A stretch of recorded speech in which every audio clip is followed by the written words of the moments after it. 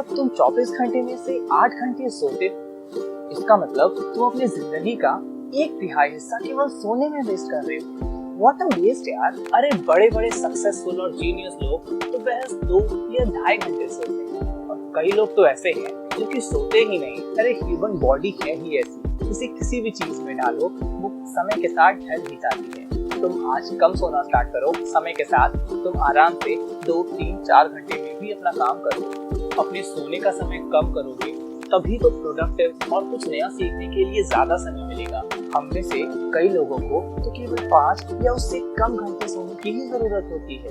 रात में 4 घंटे सो और दिन में आधे घंटे के 2 नैप ले लो, हो गया ना बैलेंस। अब ऐसी बातें आपने भी जरूर सुनी होगी, लेकिन अगर मैं आपको ये बताऊं कि ये आपके और आपके स्वास्थ्य के लिए हानिकारक है तो आप क्या कहेंगे? नमस्कार दोस्तों, मैं डॉक्टर मोहम्मद कामरान आलम, आपका डॉक्टर बेटा, स्वागत करता हूं आपका हमारे चैनल पे डॉक्टर बेटा योर फैमिली डॉक्टर।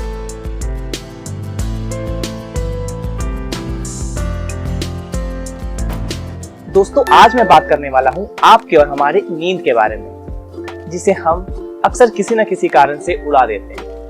आज का ये वीडियो शुरू करने से पहले आइए देखते हैं कि जब फिलिप्स कॉर्पोरेशन ने 2021 में देश भर के 25 सिटीज में 5,600 लोगों में जब नींद के संबंध में सर्वे किया तो उन्हें क्या मिला। उनके रिपोर्ट के अकॉर्डिंग अभी भी भारत में 93% पॉपुलेशन औसत घंटों से कम सोती है। उन 93% लोगों में से 54% ने ये माना कि कम सोने के कारण उनके रोजमर्रा के कामों में बाधाएं आती हैं। वहीं 87% पॉपुलेशन ये मानते हैं कि उन्हें पता है कि कम सोने के कारण उनके जीवन में कई सारी प्रॉब्लम्स आ सकती हैं, जिसमें से हेल्थ इश्यूज भी एक इम्पॉर्टेंट फैक्टर है, लेकिन फिर भी वो इसके लिए कुछ नहीं करते। ऑब्स्ट्रक्टिव स्लीप एपनिया एक ऐसी बीमारी है जिसमें सोते हुए मनुष्य की सांसें बीच बीच में रुकने लग जाती है। ये बीमारी अक्सर दिल के मरीज या फिर मोटापे के कारण देखी जाती है। नींद के संबंध में होने वाली बीमारियों में से ऑब्स्ट्रक्टिव स्लीप एपनिया एक काफी अहम बीमारी है। इनके इस सर्वे में 66% पॉपुलेशन में इस बीमारी के कुछ लक्षण पाए गए, जबकि 3.3% पॉपुलेशन में ऑब्स्ट्रक्टिव स्लीप एपनिया पाया गया। दोस्तों, इस बीमारी को सही समय पर पहचानने से इसका इलाज मुमकिन है, लेकिन क्योंकि हम इसके लक्षणों को हमेशा इग्नोर करते हैं या फिर इसके बारे में जानते ही नहीं हैं, इसलिए हमें ये पता ही नहीं चल पाता। इसी सर्वे में 53% लोगों ने ये माना कि वो सोने से पहले सबसे आखिरी काम अपना फोन चलाते हैं। वहीं 53% लोगों ने ये माना कि उठने के बाद वो सबसे पहला काम अपना फोन चलाते हैं। जिन लोगों ने ये कहा कि वो सोने से पहले सबसे आखिरी काम अपना फोन चलाते हैं, उनमें से 80 से ज्यादा प्रतिशत लोगों ने ये भी माना कि फोन चलाने के कारण अक्सर उन्हें रात को नींद काफी लेट आती है। तो ये सारी प्रॉब्लम्स जो कि नींद से जुड़ी है, आइए इन्हें हम थोड़ा विस्तार से समझते हैं। तो जैसा कि हम अपने सारे वीडियोस में करते आए हैं, इस वीडियो में भी हम इस टॉपिक के बेसिक से स्टार्ट करेंगे, यानी हम जानेंगे कि आखिर ये नींद होती क्या है और हमें सोना क्यों जरूरी है। दोस्तों, जब हम नींद को समझने की कोशिश करते हैं तो हमें पता चलता है कि नींद के 2 भाग होते हैं। पहला, जिसे हम कहते हैं non rapid eye movement sleep यानी NREM स्लीप, वहीं दूसरा है REM sleep, rapid eye movement sleep. ये नॉन REM और REM स्लीप एक के बाद एक आते जाते हैं, जिसका मतलब है सबसे पहले आता है NREM स्लीप, उसके बाद आता है REM स्लीप, उसके बाद फिर से आता है NREM स्लीप, उसके बाद फिर से REM स्लीप। मतलब हमारी नींद में ये साइकिल चलती जाती है। शुरू में ये साइकिल 1 घंटे की होती है, वहीं धीरे धीरे इसकी ड्यूरेशन बढ़ती जाती है। एक साइकिल में NREM स्लीप लगभग 70 से 75% होती है, वहीं REM स्लीप 25 से 30% होती है। तो आखिर कैसे हम नींद को इन 2 पार्ट्स में डिवाइड कर पाते हैं? इसके लिए हमें समझने की जरूरत है एक ऐसे टेस्ट की जिससे हम हमारे दिमाग की जांच कर सकते हैं। जी हाँ, जैसे दिल के लिए ECG होती है जो कि दिल के इलेक्ट्रिकल एक्टिविटीज को मेजर करती है, उसी तरह हमारे ब्रेन के लिए होती है EEG। EEG हमारे ब्रेन के अंदर सारे इलेक्ट्रिकल एक्टिविटीज को मेजर करती है और उसी से हमें पता चलता है कि हम अपनी नींद में अभी कौन से स्टेज पे हैं या फिर हमारे दिमाग की कौन सा हिस्सा किस प्रकार काम कर रहा है। जो 2 सबसे बेसिक वेव्स हमें इस EEG में दिखती हैं वो होती हैं अल्फा एंड बीटा वेव्स। जब हम किसी भी चीज को लेकर के अपना ध्यान एकाग्रित करते हैं, जैसे कि अभी मैं आपसे बात कर रहा हूँ और आप मेरी बात ध्यान से सुन रहे हैं, तो अभी अगर हम आपके दिमाग में इलेक्ट्रोड्स लगाएं और उसका एक ग्राफ प्लॉट करें तो उसमें हमें बीटा वेव्स देखने को मिलेगा। मतलब जब हम अलर्ट हैं तो हमारे वेव्स बीटा वेव्स होते हैं। और अगर आप मेरी वीडियो देखते देखते बोर हो जाते हो और अपनी आंखें बंद कर लेते हो, जो कि मैं ऑब्वियसली नहीं चाहता हूँ, तो आपके दिमाग की वेव्स में हमें मिलेगा अल्फा वेव्स। जब हम अपने नींद के स्टेजेस के बारे में बात करते हैं तो ये वेव्स ही हमें बताते हैं कि ये NREM स्लीप है या REM स्लीप है। दोस्तों, NREM स्लीप को समझने के लिए हमने इसको 3 पार्ट में डिवाइड किया है, N1, N2, N3। N1 वाला पार्ट वो है जो हमें जागने और सोने के बीच में कनेक्ट करता है। मतलब ये वो पार्ट है, इस समय इंसान को उठाना काफी आसान होता है। ये N1 स्टेज 5 से 10 मिनट के लिए होता है। इसके बाद आता है N2 स्टेज। N2 स्टेज हमारे नींद का कुल 50% होता है और ये हमारे नींद का सबसे अहम हिस्सा भी माना जाता है। इसमें हमें मिलते हैं 2 तरह के वेव्स, जी हाँ, जो कि हैं के कॉम्प्लेक्स और स्पिंडल्स। दोस्तों, रिसर्चेस और स्टडीज में ये पाया गया है कि अगर हम कुछ नए सीखने की कोशिश करते हैं या फिर ज्यादा पढ़ाई करते हैं या कुछ भी ऐसी चीज करते हैं जिसमें हमारे दिमाग की ज्यादा जरूरत हो रही हो, तो हमारे नींद में स्पिंडल्स की मात्रा बढ़ जाती है। तो इससे हम ये भी समझ सकते हैं कि किसी भी चीज को सीखने के लिए हमें हमारी नींद में N2 वाला पोर्शन ज्यादा चाहिए। कुछ ऐसी मानसिक बीमारियां होती हैं जैसे कि स्किज़ोफ्रेनिया, इसमें हमारे स्लीप में ये स्पिंडल्स की कमी हो जाती है। तो इससे भी हम ये अंदाजा लगा सकते हैं कि हमारे नींद में स्पिंडल्स की अहमियत बहुत ज्यादा है। अब हम आते हैं हमारे तीसरे स्टेज पे, जो कि है N3 स्टेज। N3 स्टेज को डीप स्लीप कहा जाता है। इसमें अगर हम इंसान को उठाएं तो हमें काफी ज्यादा मशक्कत की जरूरत पड़ती है। इस स्टेज में अगर हम किसी को उठाते हैं तो आधे से 1 घंटे के लिए वो इंसान समझ ही नहीं पाता कि वो नींद में है या जगा हुआ है, वो उस बीच की स्थिति में ही रहता है। और ये स्टेज हमारे शरीर को वापस से रिफ्रेश करने के लिए काम आता है। हमारा शरीर एक बैटरी की तरह है। दिन भर में हम उस बैटरी को यूज करते हैं और रात का समय होता है उस बैटरी को चार्ज करने का।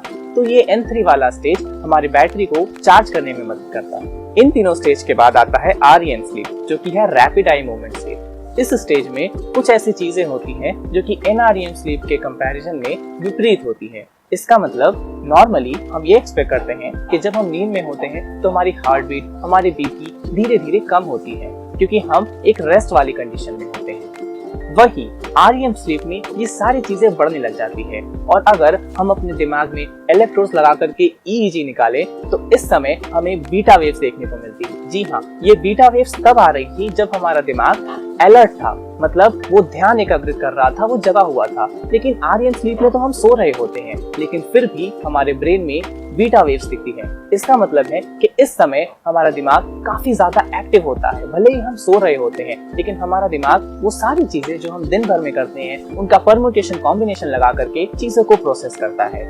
और ज्यादातर सपने हम इसी स्टेज में देखते हैं। इसके अलावा किसी भी चीज को याद करने और उसको अपने ज़हन में काफी देर तक रखने के लिए भी REM स्लीप बेहद इंपॉर्टेंट है। पहले साइकिल में REM स्लीप भले ही 15 से 20 मिनट के लिए हो, लेकिन जैसे जैसे समय बढ़ता है हमारे पूरे नींद के आखिरी 1/3 हिस्से में REM स्लीप बेहद ज्यादा होती है। लेकिन अगर हम उस समय जग जाते हैं, जो कि अक्सर 3 से 4 बजे का समय है, अगर हम उस समय जग जाते हैं तो हम REM स्लीप से कॉम्प्रोमाइज कर रहे हैं। मतलब हम अपने ब्रेन के उस वाले पार्ट से कॉम्प्रोमाइज कर रहे हैं जहाँ पे वो प्रोसेस का काम करता है और मेमोरी बिल्डअप करता है। तो दोस्तों, आइए जानते हैं कि आखिर हम सोते क्यों हैं, आखिर हमें नींद क्यों आती है। इसको समझने के लिए हमें समझना पड़ेगा हमारे बायोलॉजिकल क्लॉक की।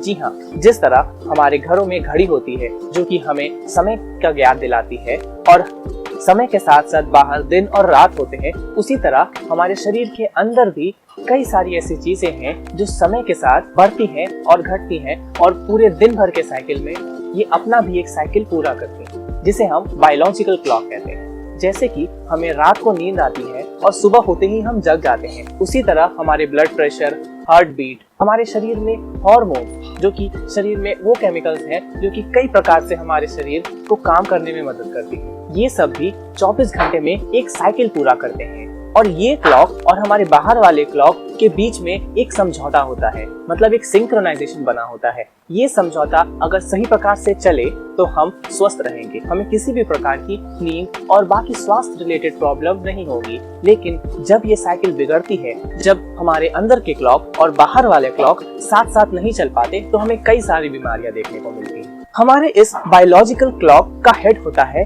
हाइपोथैलेमस। हाइपोथैलेमस हमारे ब्रेन का एक छोटा सा पार्ट है जो कि इन सारी चीजों को अपने कंट्रोल में रखता है। दोस्तों, हमारे शरीर में हार्मोन्स कई प्रकार के काम करते हैं और हमारे शरीर में कई प्रकार के हार्मोन होते हैं। हमारे शरीर को बनाने के लिए ग्रोथ हार्मोन, वहीं ग्लूकोज को कंट्रोल में रखने के लिए इंसुलिन हार्मोन, वहीं थायरोक्सिन जो कि शरीर के मेटाबॉलिज्म को कंट्रोल में रखता है। दूसरी तरफ एस्ट्रोजन, प्रोजेस्टेरॉन और टेस्टोस्टेरोन ये हमारे यौन शक्ति को कंट्रोल रखने में मदद करते हैं। तो इस प्रकार से हार्मोन्स हमारे जीवन के लिए बेहद कीमती हैं। इन हार्मोन्स का दिन भर के 24 घंटों में बढ़ना और घटना भी ये हाइपोथैलेमस कंट्रोल करता है। हमारा हाइपोथैलेमस ब्रेन के नीचे स्थित एक ग्लैंड को कंट्रोल करता है जिसे हम कहते हैं पिट्यूटरी ग्लैंड, और ये पिट्यूटरी ग्लैंड ही हार्मोन सिक्रीशन में मदद करती है। साथ ही ये पिट्यूटरी हमारे एड्रिनल ग्लैंड जो कि हमारे किडनी के ऊपर मौजूद होता है उसको एक्टिवेट करती है। तो ये हाइपोथैलेमस, पिट्यूटरी, एड्रिनल ग्लैंड की एक एक्सिस हम मानते हैं, मतलब HPA एक्सिस। ये HPA एक्सिस अगर सही प्रकार से काम करता है तो हमारे शरीर में हार्मोन्स भी सही प्रकार से काम करते हैं, और अगर ये HPA एक्सिस किसी भी कारण से बिगड़ जाता है तो हमारे शरीर में हार्मोन रिलेटेड कई सारी बीमारियां देखने को मिलती हैं। और ये HPA एक्सिस ही हमारे शरीर के क्लॉक को मेंटेन करने में भी मदद करता है, और इसके लिए हमारा नींद बेहद जरूरी है। नींद के साइकिल को समझने के लिए साइंटिस्ट लेकर के आए हैं एक 2 प्रोसेस मॉडल, जिसमें 2 प्रोसेस की हम बात करते हैं, प्रोसेस S और प्रोसेस C।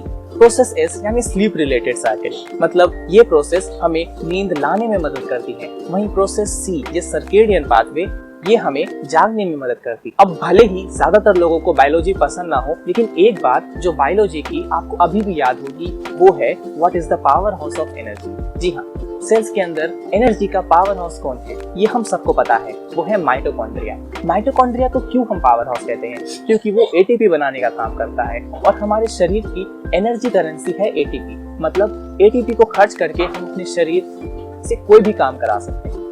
तो जब हम दिन भर के काम करते हैं तो हमारे शरीर में ATP खर्च होता है। ATP का खर्च होना मतलब ATP टूटता है और एनर्जी प्रोड्यूस करता है। जब ATP टूटता है तो शरीर में एडिनोसिन की मात्रा बढ़ती है। तो एडिनोसिन जब दिन भर में इकट्ठा होता है, रात पहुंचते पहुंचते ये हमारे ब्रेन के उन पार्ट्स को बंद कर देता है जो कि हमारे जागने के लिए जरूरी होते हैं। रात के समय में हाइपोथैलेमस वो सारे सिग्नल्स को बंद कर देता है जो कि हमें जागने के लिए जरूरी होती है, इसलिए हमें नींद आती है।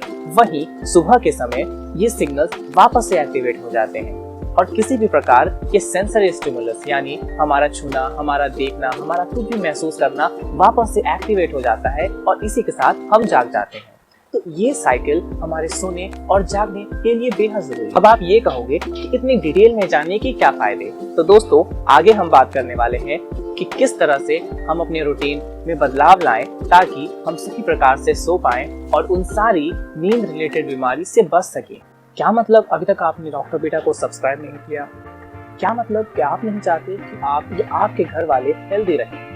तो इन सारे मतलब को छोड़ो और आराम से डॉक्टर बेटा, योर फैमिली डॉक्टर सब्सक्राइब करो। Thank you.